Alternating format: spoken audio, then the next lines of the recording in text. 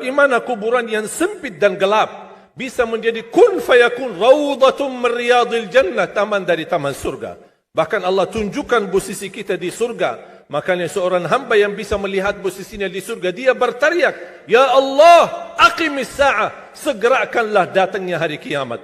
Sebaliknya orang-orang yang na'udzubillah, ketika disempitkan kuburannya, bertambah gelap, bertambah hitam, belum lagi turun azab, ditunjukkan posisinya di neraka di sampingnya, dan dia berteriak, "Ya Allah, la tuqimis sa'ah." Janganlah terjadi hari kiamat. Sudah aku disiksa di sini, sudah cukup. Apalagi akan disiksa nanti di hari kiamat. Engkau yang mengaku suci, betulkah suci? Engkau yang mengaku solih, betulkah solih? Engkau yang mengaku bersemangat mengejar ilmu Allah, betulkah itu? Betulkah engkau lakukan semata-mata lillah karena Allah? Betulkah itu? Semuanya akan diperlihatkan di hadapan makhluk Allah, teman-teman sekalian. Siapa dirimu yang sesungguhnya? Siapa dirimu yang sesungguhnya? Diputarkan semua film dosa-dosamu itu, diperlihatkan semua keburukan-keburukanmu itu. Semua kebaikan sebiji zarah Allah perlihatkan, dan keburukan sebiji zarah pun Allah perlihatkan. Tidak takutkah engkau akan hari itu? Hari di mana engkau dipermalukan luar biasa. Tidak takutkah engkau dengan yaumul hisab itu yang banyak diingat-ingat, diperingatkan kepadamu? Lupakah engkau dengan hari itu sehingga engkau bebas tetap terus memperlakukan dirimu sendiri, menganiaya dirimu sendiri, menzalimi dirimu sendiri? Lupakah engkau bahwa ada hari di mana engkau akan dipermalukan oleh Allah Subhanahu wa taala? Dalam hadis dijelaskan, ternyata Nabi Adam minta ampun sama Allah dengan menyebut nama Muhammad sallallahu alaihi wasallam. Loh, gimana ceritanya Nabi Adam menyebut nama Muhammad? Nabi Muhammad kan belum lahir. Apa kata Nabi Adam berdoa? Allahumma inni atawassalu ilaika bijahi Muhammad. Aku minta ampun kepada engkau ya Allah dengan menyebut nama Muhammad. Allah nanya bukan Allah tidak tahu, Allah maha tahu. Allah mau kasih tahu siapa yang tidak tahu dan yang tak mau tahu. Adam, dari mana kau tahu nama Muhammad?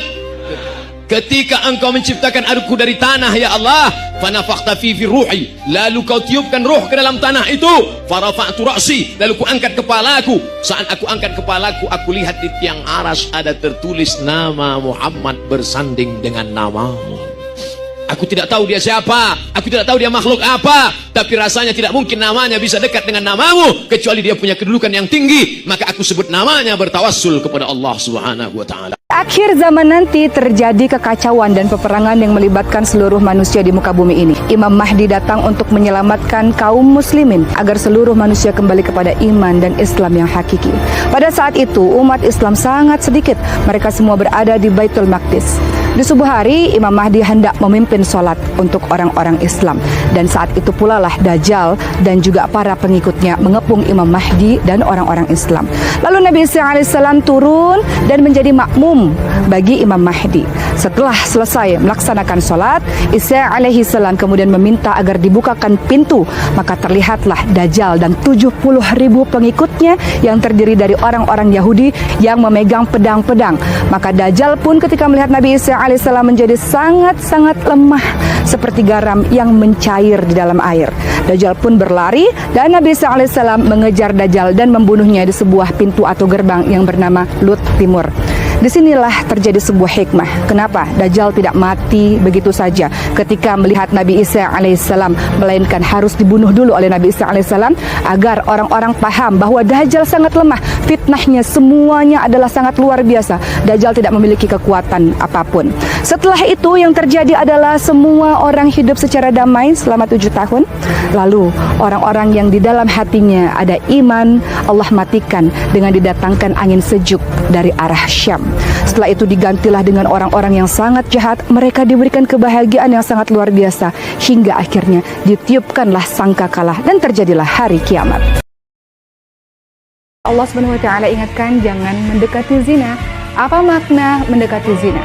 Memandang kepada yang bukan mahramnya secara berlebih-lebihan. Wah, tampannya dia, wah gantengnya dia, adalah langkah untuk mendekati zina. Kalau dilakukan secara berlebih-lebihan, telinga mendengarkan sesuatu, suara dari orang-orang yang bukan mahram yang membuat kita hanyut, juga langkah mendekati zina. Lisan diucapkan kepada yang bukan mahramnya, I love you, aku sayang kamu, aku rindu kamu, dan sebagainya adalah langkah mendekati zina. Tangan yang kemudian menyentuh kepada yang bukan mahramnya atau bahkan melakukan yang lebih jauh daripada itu juga akan mendekati zina. Termasuk kaki, melangkahkan ke tempat seseorang yang Allah katakan itu bukan mahram bagimu juga langkah mendekati zina. Dan ujung dari seluruh perbuatan itu adalah zina pada kemaluan, dan itu zina yang sesungguhnya. Tapi sebelum menuju kepada zina itu tentu ada step by step yang teman-teman lakukan. Itulah yang kemudian Allah Subhanahu wa taala ingatkan untuk jangan dekati zina. Bukan jangan berzina, jangan dekati. Dekati saja nggak boleh, ya. Apalagi yang lebih daripada itu. Kalau saat ini kamu jomblo, kamu harus tahu bahwa jomblo itu tidak dosa. Justru pacaran yang dosa. Karena itu, jangan cemburu apalagi iri melihat orang-orang pacaran mesra-mesraan di media sosial. Karena itu tidak diperbolehkan di agama kita. Stay halal brother and sister.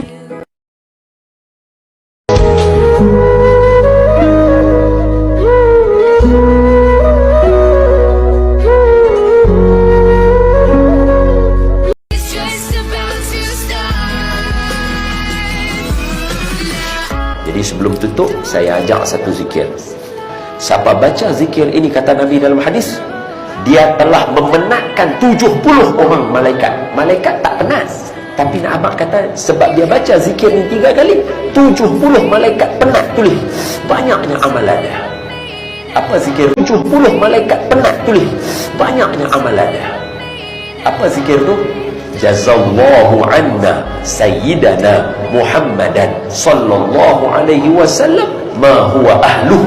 Baca yang tu 3 kali, malaikat 70 orang penat tulis pahala. Tak habis. Zuhur baca, tak ada tulis habis. Asar baca lagi, tak habis tulis. Baca sepanjang hari, sepanjang hari. Jangan pernah bosan untuk memposting konten dakwah dalam Instagram kita, Facebook kita, WhatsApp kita, semua sosial media yang kita miliki. Meskipun tidak ada orang yang merespon, tapi ketahuilah Allah Maha melihat apa yang kita kerjakan.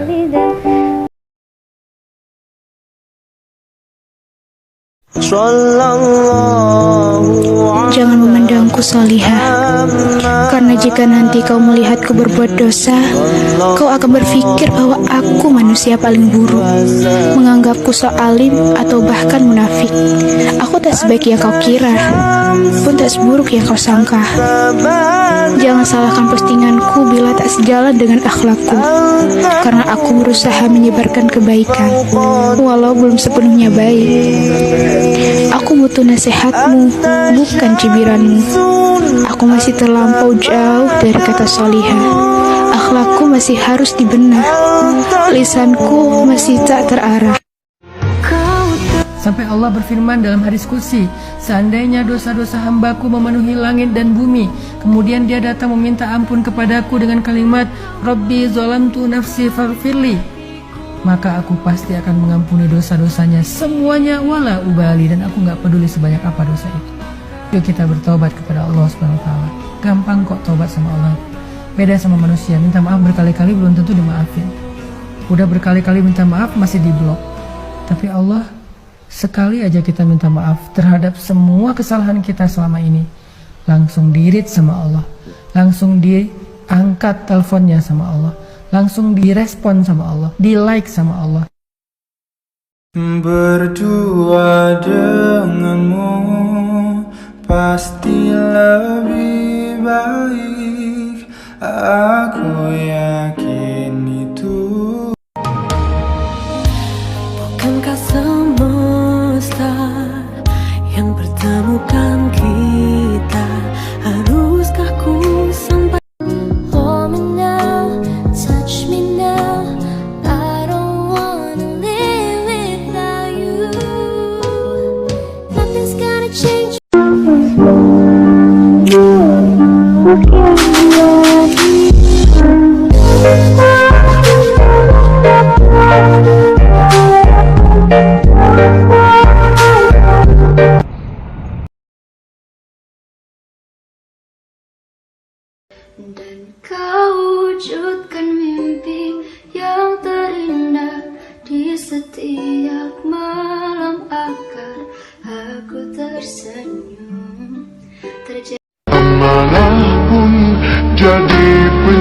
jaganya. Hatimu tempat berlindungku dari kejahatan syahwatku. Tuhanku merestui.